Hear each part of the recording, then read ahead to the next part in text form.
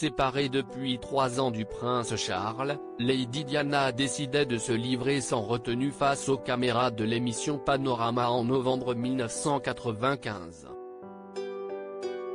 Une longue interview menée par le journaliste Martin Bashir au palais de Kensington, est diffusée sur l'antenne de la BBC.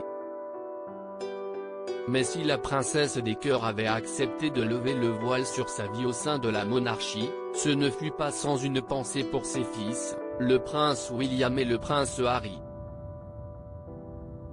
Récemment invité dans l'émission télévisée britannique Good Morning Britain, cité par le tabloïd The Mirror, son ancien majordome Paul Burrell a révélé que la défunte princesse était inquiète que ses fils soient embarrassés par son interview confession. L'enregistrement était sous ces conditions, elle a dit ce qu'elle voulait dire, a témoigné Paul Burrell, mais, en y repenant, elle m'a dit qu'elle s'inquiétait de parler de sa vie amoureuse, de James Hewitt et de ce que les garçons penseraient.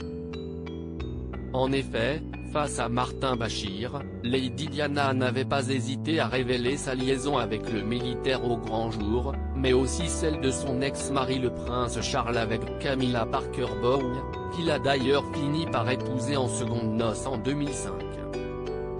Aucun enfant ne veut entendre parler de l'infidélité de ses parents, si est-il la même chose dans le monde entier. Elle craignait que les garçons soient gênés par ça.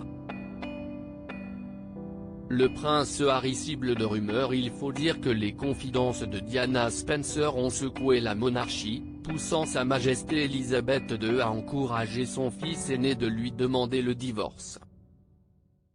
Mais pas que. En effet, de son côté, le prince Harry a été la cible de rumeurs affirmant qu'il serait, en réalité, le fils de James Hewitt et non du prince Charles.